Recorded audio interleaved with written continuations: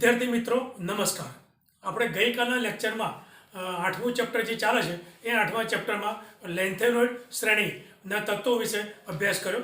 આ તત્વોની ઇલેક્ટ્રોન રચના, પછી એ તત્વોનું પરમાણુ કદ, આયનિક કદ, તેમની સામાન્ય લાક્ષણિકતાઓ અને તેમના ઉપયોગો, આ દરેક ટોપિકનો આપણે ગઈકાલે અભ્યાસ કર્યો. બરાબર. આજે આપણે નવી શ્રેણી જોઈએ, જેને આંતરસંક્રાંતિ તત્વો જે છે એની બે શ્રેણી છે. એમાં એક શ્રેણી લેન્થેનોઇડ શ્રેણી અને બીજી શ્રેણીનું નામ છે એક્ટિનોઇડ શ્રેણી. બરાબર. તો આ એક્ટિનોઇડ શ્રેણી જે છે એમાં કયા તત્વોનો સમાવેશ થાય? તો આ શ્રેણીમાં કુલ 15 તત્વો હોય અને એ 15 તત્વોમાંથી સૌથી પહેલું તત્વ કયું? એક્ટિનિયમ. બરાબર. એસી. આ શ્રેણીમાં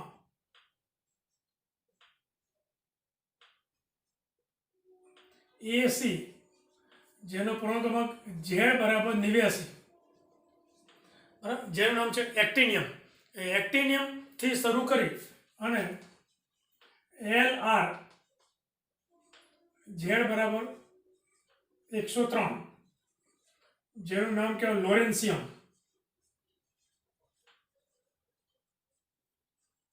બરાબર. આનું નામ છે એક્ટિનિયમ.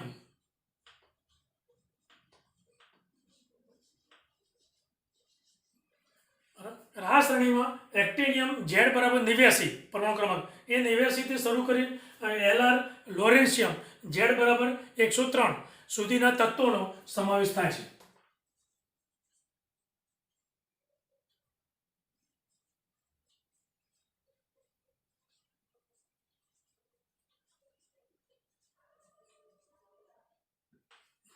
બરાબર. 89 થી 103 એટલે કુલ 15 તત્વો આ શ્રેણીમાં આવેલા હોય છે. બરાબર. હવે આ જે તત્વો જે છે એ કયા કયા તત્વો છે, એની શું સંજ્ઞા છે અને તેની ઇલેક્ટ્રોન રચના, એના વિશે આપણે જોઈએ. બરાબર. ચાલો, સૌથી પહેલું પરમાણુ ક્રમાંક 89. કોનો? એસી. બરાબર. આ એસી જે છે એનું નામ કહેવાય એક્ટિનિયમ.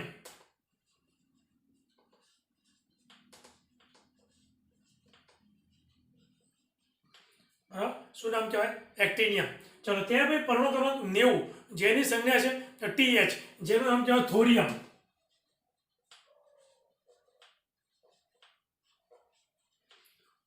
થોરિયમ આ એની સંજ્ઞા છે. ચલો, ત્યાં ભાઈ પરમાણુ ક્રમાંક 91, જેની સંજ્ઞા છે PA, જેનું નામ કહેવાય પ્રોટેક્ટિયમ. બરાબર. પ્રોટેક્ટિનિયમ.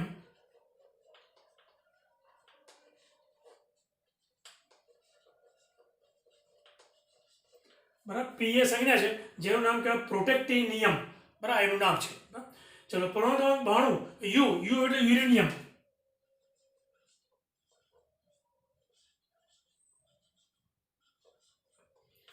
આ એનું નામ છે, યુ એટલે યુરેનિયમ. બરાબર.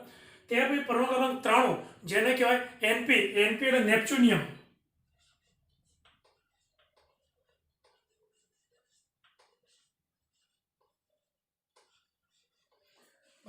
NP નું નામ કહેવાય નેપ્ચ્યુનિયમ. બરાબર.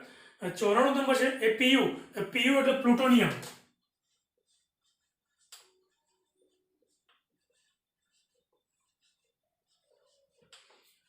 પ્લુટોનિયમ. બરાબર. પરમાણુ ક્રમાંક 95, જેની સંજ્ઞા છે AM. AM એટલે અમેરિશિયમ.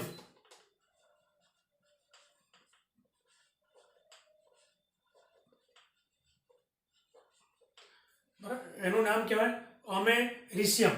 પરમાણુ ક્રમાંક 96 જે છે જેની સંજ્ઞા છે CM. CM નું નામ કહેવાય ક્યુરિયમ.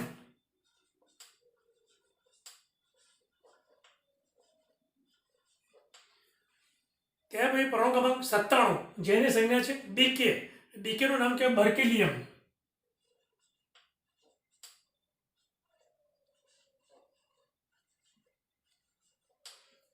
બરાબર. બર્કેલિયમ તરીકે ઓળખવામાં આવે છે. ત્યાં પછી પરમાણુ ક્રમાંક 98, જેની સંજ્ઞા છે CF. CF એટલે કેલિફોર્મિયમ.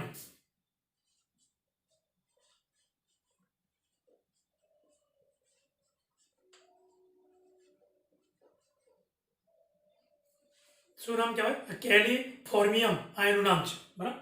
ચલો, પરમાણુ ક્રમાંક 99, જેની સંજ્ઞા છે ES. ES એટલે આઇન્સ્ટાઇનિયમ.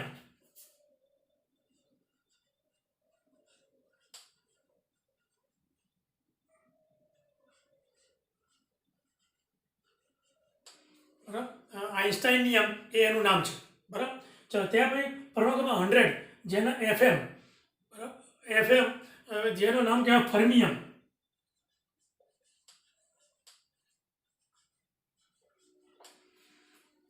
આપણે એફએમ રેડિયો આવે છે, બરાબર, એ એફએમ નહીં, આ એફએમ એ સંજ્ઞા છે અને જેનું નામ કહેવાય છે ફર્મિયમ, જેનો પરમાણુ ક્રમાંક છે 100. બરાબર. ચલો, પરમાણુ ક્રમાંક 101 જેની સંજ્ઞા છે એમડી. એમડી એટલે મેન્ડેલિનિયમ.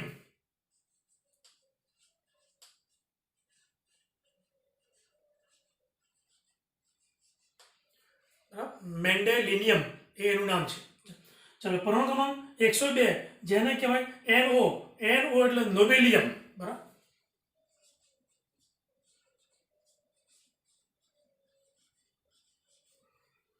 નોબેલિયમ. ચલો, ત્યાર પછી પરમાણુ ક્રમાંક છે 103 જેની સંજ્ઞા LR. LR એટલે કહેવાય લોરેન્સિયમ.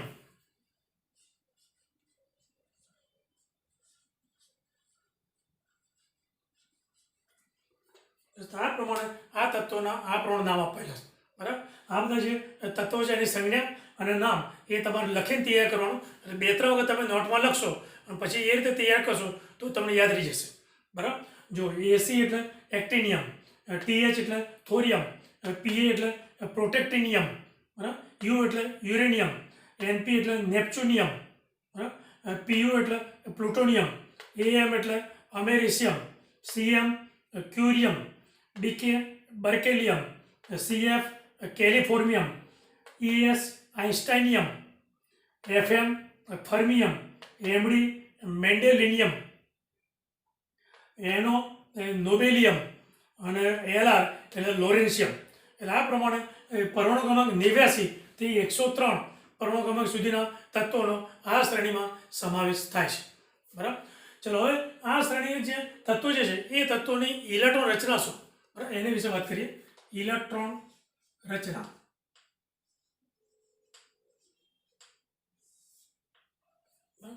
ચલો, પરમાણુ ક્રમાંક 89 છે. બરાબર. એટલે પરમાણુ ક્રમાંક 89 ની આગળ નિષ્ક્રિય વાયુ કયો આવે? રેડોન આવે. બરાબર. રેડોન. અને આ રેડોનનો પરમાણુ ક્રમાંક કેટલો? 86 છે, 86. બરાબર. અને આનો પરમાણુ ક્રમાંક 89 છે. એટલે હજી 2-3 આવશે એટલે 6D1 7s2. બરાબર. આની ચલો, હવે થોરિયમની રચના શું થાય? તો Rn 6D2 7s2. આ રચના થોરિયમની થશે. બરાબર. ચલો, ત્યાર પછી 91 નંબર પ્રોટેક્ટિનિયમ. એની ઇલેક્ટ્રોન રચના શું થશે? તો Rn, બરાબર, Rn 5f, બરાબર, 5f2 અને 6d1, 5f2 6d1 7s2. આ એની ઇલેક્ટ્રોન રચના થશે. કોને? પ્રોટેક્ટિયમ. બરાબર. એની રચના થશે રેડોન 5f2 6d1 7s2. બરાબર. ચલો, ત્યાર પછી આગળ વધીએ તો 5f2. હવે જેમ જેમ પરમાણુ ક્રમાંક વધશે તેમ તેમ 5f કક્ષકમાં એક ઇલેક્ટ્રોનનો ઉમેરો થશે. કઈ કક્ષક? 5f. આ એક્ટિનોઇડ શ્રેણી જે છે એ એક્ટિનોઇડ શ્રેણી 5f શ્રેણી તરીકે ઓળખાય છે. બરાબર. આપણે ગઈકાલ જે પડી ગયા લેન્થેનોઇડ શ્રેણી, એ લેન્થેનોઇડ શ્રેણી 4f શ્રેણી તરીકે ઓળખાય છે. તેવી રીતે એક્ટિનોઇડ શ્રેણી એ 5f શ્રેણી તરીકે ઓળખાય છે. બરાબર. અને લેન્થેનોઇડ શ્રેણી અને એક્ટિનોઇડ શ્રેણી આ બંને શ્રેણીને આંતર સંક્રાંતિ તત્વો તરીકે ઓળખવામાં આવે છે, જે F વિભાગમાં આવે. કયો વિભાગ? F વિભાગમાં. બરાબર. ચલો, આની વાત કરીએ. પ્રોટેનિયમ. ત્યાં પછી uranium. યુરેનિયમમાં Rn 5f3 6d1 7s2. બરાબર. આ પણ થશે યુરેનિયમ. ચલો, ત્યાર પછી નેપ્ચ્યુનિયમ. નેપ્ચ્યુનિયમની ઇલેક્ટ્રોન શું થશે? તો Rn, બરાબર, 5f4 6d1 7s2. બરાબર. Radon 5f4 6d1 7s2. બરાબર. આ પણ થશે. ચલો ત્યાર પછી પ્લુટોનિયમ, એ પ્લુટોનિયમ જે છે એની રચના થશે રેડોન 5F6 7S2, બરાબર. પ્લુટોનિયમ રચના થશે, પ્લુટોનિયમ રચના છે. હવે આ 5 જે 6D છે એ 6Dમાંથી એક ઇલેક્ટ્રોન 5Fમાં જશે, એટલે 5F4 પછી 5 નહીં પણ 5F6 થશે, એટલે 7Dમાંથી ઇલેક્ટ્રોન 5Fમાં જશે, બરાબર. પણ આ પ્રમાણે જો 5F5 6D1 7S2, આ પ્રમાણે જે ક્રમ જોઈએ તે ક્રમ પ્રમાણે આવી ઇલેક્ટ્રોન રચના હોવી જોઈએ. પરંતુ આ 6Dમાંથી એક ઇલેક્ટ્રોન આમાં જાય છે, કેમાં થશે, એટલે 5F6 થશે, 5માંથી 6 થશે અને 7S2 થશે, બરાબર. એટલે 6D એટલે મુખ્ય ક્વોન્ટમ n બરાબર 6 માંથી મુખ્ય ક્વોન્ટમ n બરાબર 5 માં ઇલેક્ટ્રોન સંક્રમણ કરે છે, બરાબર. એટલે ઊંચી કક્ષામાંથી નીચી કક્ષામાં ઇલેક્ટ્રોન સહેલાઈથી આવી શકે. આ 6D એટલે મુખ્ય ક્વોન્ટમ n બરાબર 6 છે અને આ મુખ્ય ક્વોન્ટમ n બરાબર 5 છે. એટલે 6Dમાંથી એક ઇલેક્ટ્રોન એ 5Fમાં આવે, માટે 5F5ના બદલે 5F6 ઇલેક્ટ્રોન રચના થશે, 5F6 7S2 થશે, બરાબર. ચલો ત્યાર પછી અમેરિશિયમની ઇલેક્ટ્રોન રચના થશે રેડોન 5F7 6S2, બરાબર. 5F7 6S2, બરાબર. એટલે આ જે છે એને આપણે કેવી કહીશું, અર્ધપૂર્ણ પેટાકોષ રચના બની.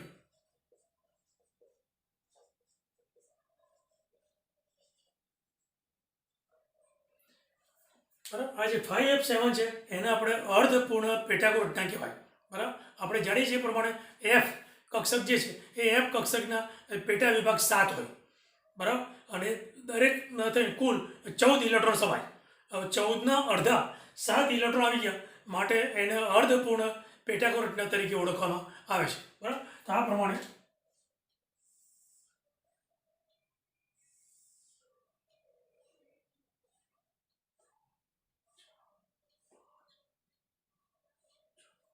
બરાબર. તો આ પ્રમાણે 5F એ 5Fમાં દરેકમાં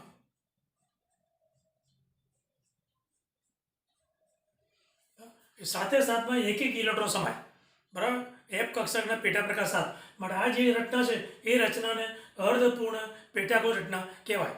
જે ઊંડના નિયમ પ્રમાણે એ મહત્તમ સ્થાયી હોય, બરાબર. ઊંડના નિયમ પ્રમાણે આ જે રચના છે એ રચના કેવી કહેવાય, મહત્તમ સ્થાયી રચના કહેવાય. માટે અમેરિશિયમમાં 5F7 હોવાથી તે સ્થાયી રચના ધરાવે છે, બરાબર. ચાલો ત્યાર પછી ક્યુરિયમ, આ ક્યુરિયમ જે છે એની ઇલેક્ટ્રોન શું થશે, 5F7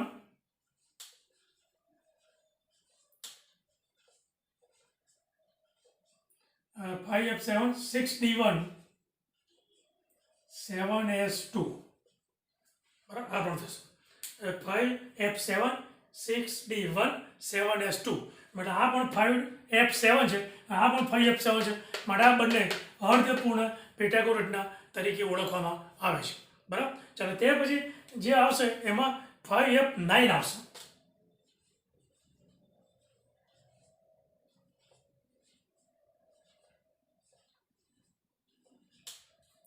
એટલે એમાં 6Dમાંથી એક ઇલેક્ટ્રોન 5Fમાં આવતો રહેશે અને 5Fમાં આવે માટે 5F9 થશે, બરાબર. 5F9 6S2 કોની રચના છે, બર્કેલિયમ. ચલો કેલિફોર્નિયામાં શું થશે, રેડોન 5F10 6S2. ચલો આઇન્સ્ટાઇનિયામાં રેડોન 5F11 6S2, બરાબર. ચલો હવે ફર્મિયામાં શું થશે, રેડોન 5F12 6S2, બરાબર. ફર્મિયમ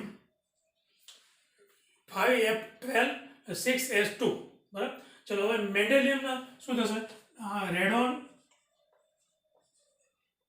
5 F13 6s2 થશે.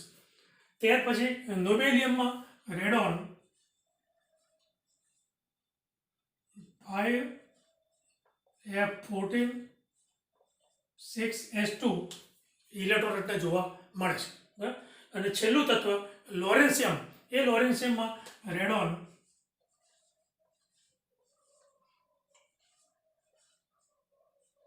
5F14 6d1 7s2 રચના જોવા મળે છે. બરાબર. બસ આ પ્રમાણે એક્ટિનિયમથી લોરેન્સિયમ સુધીના તત્વોની ઇલેક્ટ્રોન રચના આ પ્રમાણે હોય છે. બરાબર. હવે આ જે તત્વો જે છે એ તત્વોમાં કઈ જગ્યાએ અનિયમિતતા જોવા મળે છે તો તમે જુઓ કે અહીં 5F6 આ 5F7 આ 5F7 પછી 5F8 નથી. બરાબર. 5F7 પછી 5F8ના બદલે 5F7 છે, કારણ કે 5F7 એ અર્ધપૂર્ણ પેટર્ન રચના છે, માટે તે સ્થાયી બનાવવા માટે તેમાં 5F8ના બદલે 5F7 હોય છે. બરાબર. ચાલો ત્યાં પછી 7 પછી 9 10 11 12 13 14.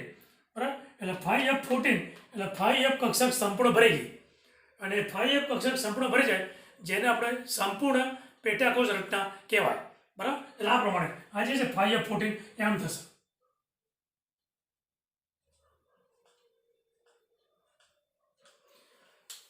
F કક્ષકની જે 7 પેટા વિભાગ છે એ સાથે પેટા વિભાગમાં દરેકમાં 2 ઇલેક્ટ્રોન ભરાય અને એ પ્રમાણે 14 ઇલેક્ટ્રોન ભરાશે. માટે આ જે છે એ 5F14 આ રીતે થશે. બરાબર. ચલો ત્યાર પછી લોરેન્સિયમમાં રેડોન 5F14 6d1 7s2 જેવી રચના જોવા મળે છે.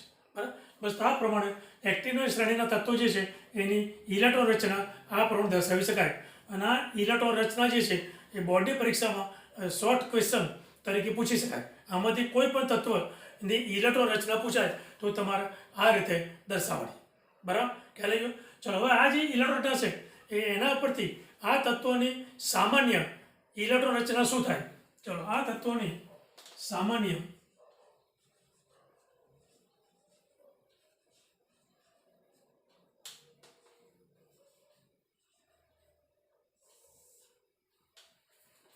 બરાબર. આ તત્વોની સામાન્ય ઇલેક્ટ્રોન શું થશે 6 7s2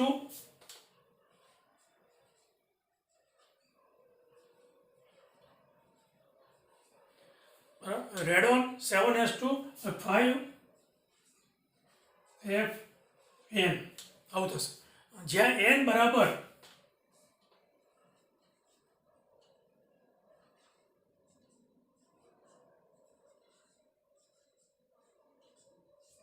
જ્યાં n બરાબર 1 થી 14. બરાબર.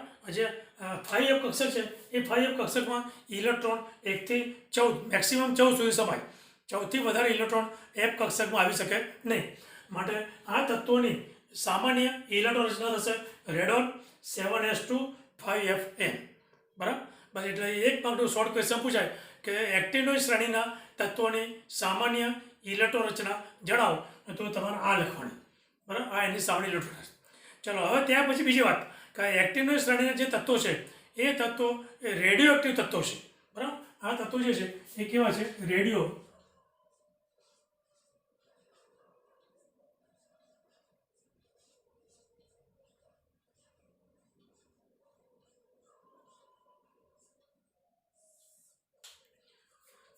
એક્ટિનોઇડ શ્રેણીમાં જેટલા પણ તત્વો છે એ બધા જ તત્વો એ રેડિયો એક્ટિવ તત્વો તરીકે ઓળખાય છે. બરાબર.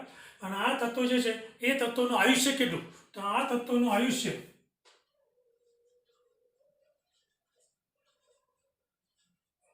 પેલું 3 મિનિટ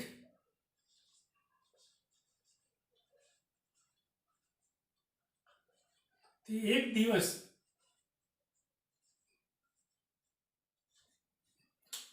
ત્રણ મિનિટથી 1 દિવસના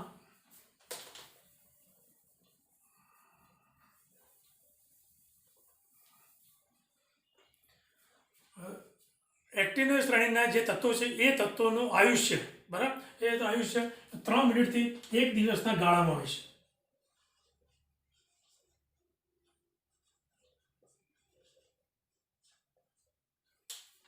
બરાબર. આ જે છે એને અર્ધ આયુષ્ય સમય કહેવાય. કયો સમય કહેવાય? અર્ધ આયુષ્ય સમય કહેવાય. અને જેને આપણે ટી વનાપ તરીકે ઓળખીએ છીએ. બરાબર. આ બધા રેડિયોએક્ટિવ તત્વો જે છે એ તત્વોનું અર્ધ આયુષ્ય સમય 3 મિનિટથી શરૂ કરી અને 1 દિવસના ગાળામાં હોય. બરાબર. 1 દિવસથી વધારે તેનું આયુષ્ય હોઈ શકે નહીં. બરાબર. ચાલો તે પછી હવે આ જે તત્વો જે છે એ તત્વોનું પરમાણુ કદ અને આયનિક કદમાં શું ફેરફાર થાય, હવે આપણે એના વિશે વાત કરીએ.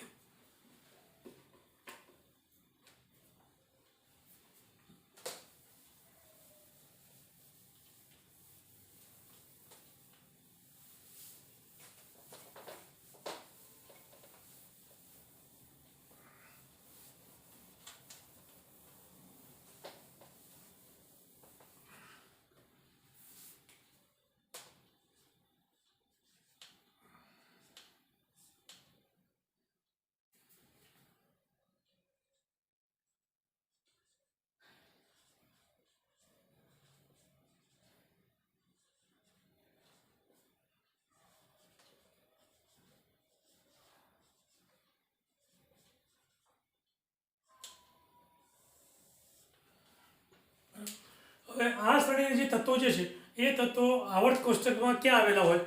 સમૂહમાં આવેલા હોય કે આડી લાઈનમાં એટલે આવર્તમાં આવેલા હોય? તો આપણે જાણીએ છીએ પ્રમાણે આ શ્રેણીના તત્વો એ આવર્તમાં આવેલા હોય છે, સમૂહમાં હોતા નથી. અને એ જે આવર્ત છે એ આવર્તમાં કયો આવર્ત? 7મો આવર્ત. બરાબર. 7મા આવર્તમાં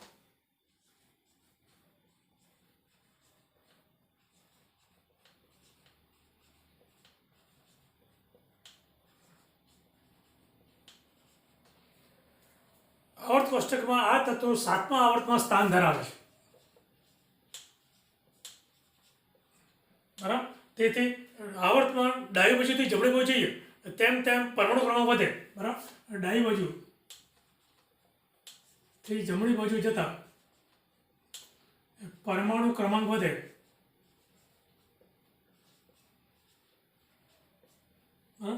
પરમાણુ ક્રમાંક વધે તેમ શું થશે?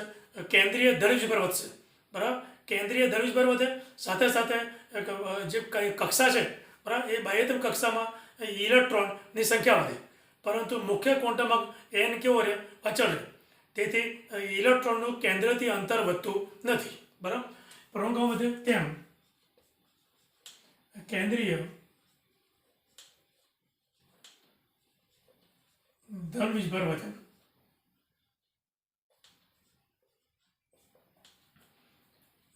ત્યાર પછી કક્ષામાં ઇલેક્ટ્રોન વધે, પરંતુ મુખ્ય ક્વોન્ટમ n કેવો રહે? અચળ રહે.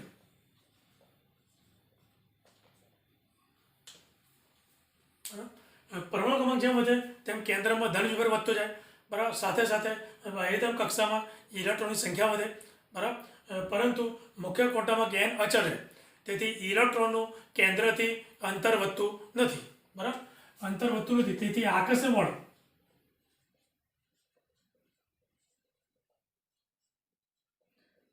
બળ વધે. કોનું? ઇલેક્ટ્રોનનું કેન્દ્ર પ્રત્યેનું આકર્ષણ બળ વધે.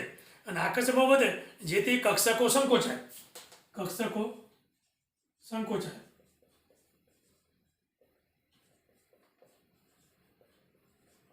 જેને એક્ટિનોઇડ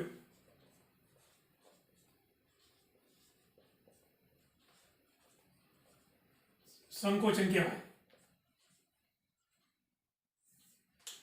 બરાબર. આ જે કક્ષકો સંકોચાય એ કયા નામથી ઓળખાય? જેને એક્ટિનોઇડ સંકોચન તરીકે ઓળખવામાં આવે છે. બરાબર. એટલે આ કક્ષકો સંકોચાય એટલે એને આમ જોઈએ તો શું થયું કહેવાય? પરમાણુ કદ ઘટ્યું કહેવાય. બરાબર. અને આયનિક કદમાં પણ શું થાય? ઘટાડો થાય. બરાબર. આ કક્ષકો સંકોચાય એનો મિનિંગ એવો થયો કે પરમાણુ કદ તથા આયનિક કદ માં ઘટાડો થયો.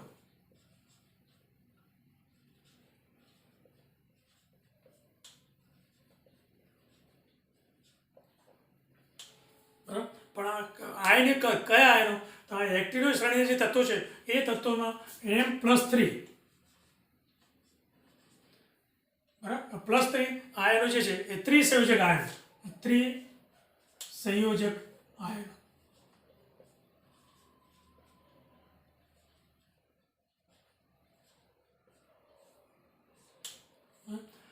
એક્ટિવની શ્રેણીમાં આવતા મોટાભાગના જે તત્વો જે છે એ તત્વોનો વીજભાર +3 હોય છે, માટે તેને ત્રિસંયોજક આયન કહેવામાં આવે છે.